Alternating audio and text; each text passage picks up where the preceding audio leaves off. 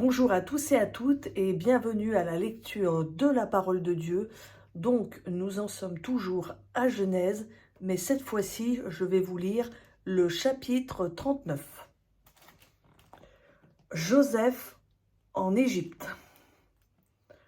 On fit descendre Joseph en Égypte et l'Égyptien Potiphar, chambellan du Pharaon, commandant des gardes, l'acheta aux Ismaélites qu'il y avait fait descendre.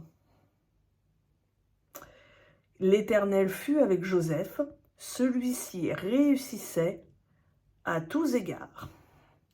Il était dans la maison de son maître égyptien. Son maître vit que l'Éternel était avec lui. Tout ce qu'il entreprenait, l'Éternel le faisait réussir entre ses mains. Joseph obtint la faveur de son maître, dont il assurait le service, et qu'il l'avait établi comme intendant sur sa maison, en remettant entre ses mains tout ce qui lui appartenait. Dès que Potiphar lui établit comme intendant sur sa maison, et sur tout ce qui lui appartenait, l'Éternel bénit la maison de l'Égyptien à cause de Joseph, et la bénédiction de l'Éternel reposa sur tout ce qui lui appartenait, aussi bien dans la maison qu'au champ. Il abandonna entre les mains de Joseph tout ce qui lui appartenait, et avec lui, il ne s'occupait plus de rien, sinon de la nourriture qu'il mangeait. Or, Joseph était d'une très grande beauté. Après ces événements, il arriva que la femme de son maître porta les yeux sur Joseph et dit « Couche avec moi ». Il refusa et dit à la femme de son maître « Voici qu'avec moi, mon maître ne s'occupe de rien dans la maison et qu'il a remis entre mes mains tout ce qui lui appartient.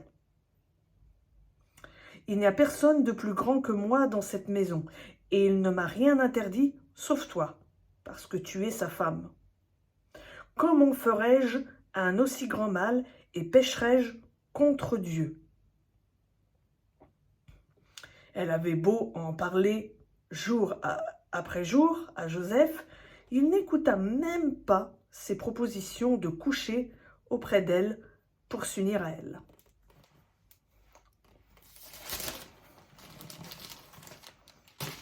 Je continue la suite. Un jour, il entra dans la maison pour faire son ouvrage. Il n'y avait là dans la maison personne des gens de la maison.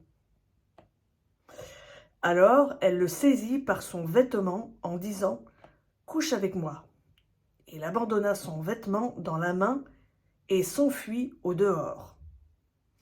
Lorsqu'elle vit qu'il lui avait abandonné son vêtement dans la main et qu'il s'était enfui dehors, elle appela les gens de sa maison et leur parla en ces termes.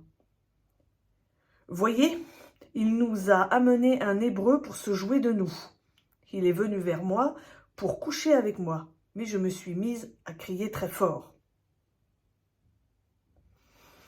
Quand il a entendu que j'élevais la voix et que je criais, il a abandonné son vêtement à côté de moi et s'est enfui dehors. » Elle posa le vêtement de Joseph à côté d'elle jusqu'à ce que son maître rentre à la maison.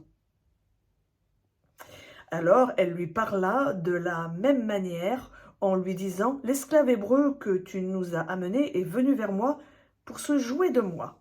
Comme j'ai élevé la voix et que j'ai crié, il a abandonné son vêtement à côté de moi et s'est enfui dehors. »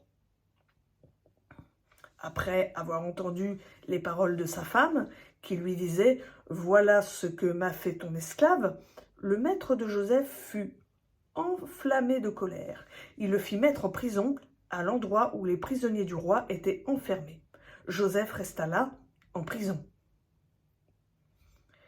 L'Éternel fut avec Joseph et il étendit sur lui sa bienveillance.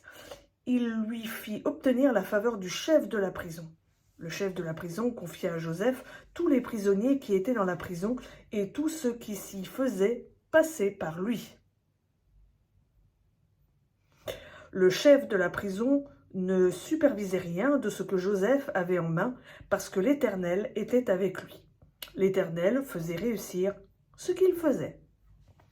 Donc voilà, c'était Genèse chapitre 39. Je vous souhaite à tous et à toutes une bonne après-midi et à bientôt sur Hello Lam.